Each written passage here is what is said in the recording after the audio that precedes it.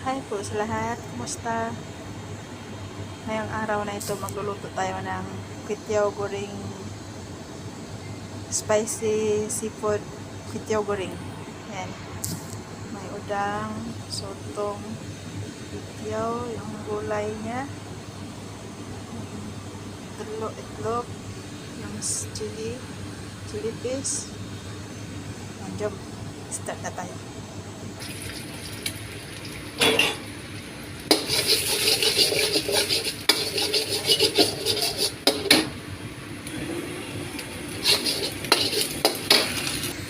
Lagay na natin ang seafood.